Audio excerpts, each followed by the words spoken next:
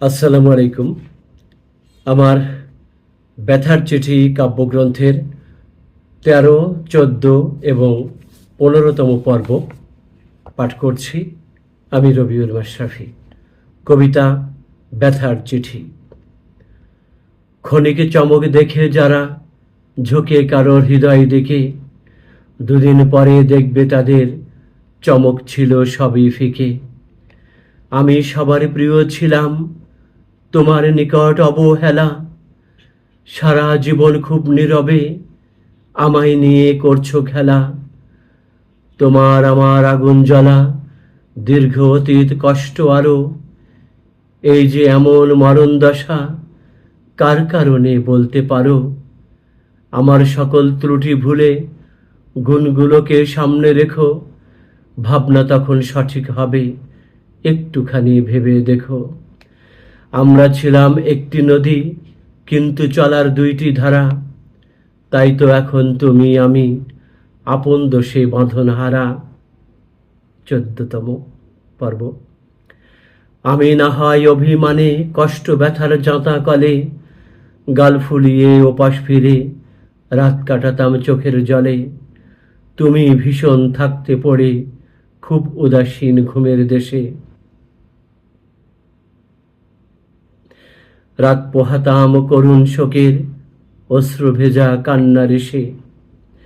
তুমি ভীষণ থাকতে পড়ে খুব উদাসীন ঘুমের দেশে, রাত পোহাতাম করুণ শোকের অশ্রু ভেজা কান্নার এসে।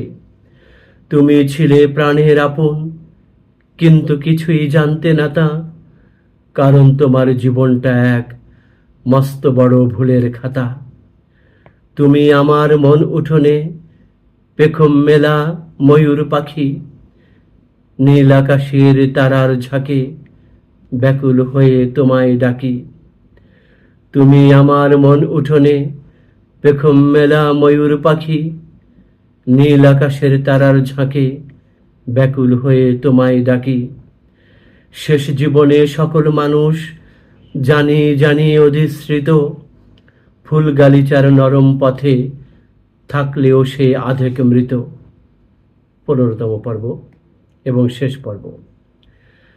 যেদিন আমি থাকবো না আর, দেখবো না আর তোমার ছবি, আমার আকাশ ঘিরবে তম, উঠবে না আর কোনো রবি।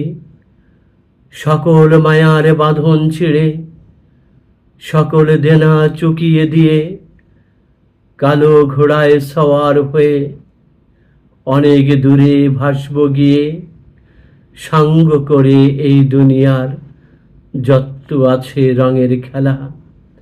মৃদু আলোর দিনের শেষে প্রদীপ নেভা সন্ধ্যাবেলা, তখন তুমি আমার শোকে ডুকরে ভীষণ উঠলে কেঁদে, আমার স্মৃতির ফুলগুলোকে মালা করে রেখো বেঁধে। আমার ব্যথার চিঠির পরে অশ্রু ঢেলে পরশ নিও, সেই তো আমার পরম পাওয়া, বিদায় বেলা সেটাই দিও। সেই তো আমার পরম পাওয়া, বিদায় বেলা সেটাই দিও। বিদায় বেলা সেটাই দিও, সেটাই দিও।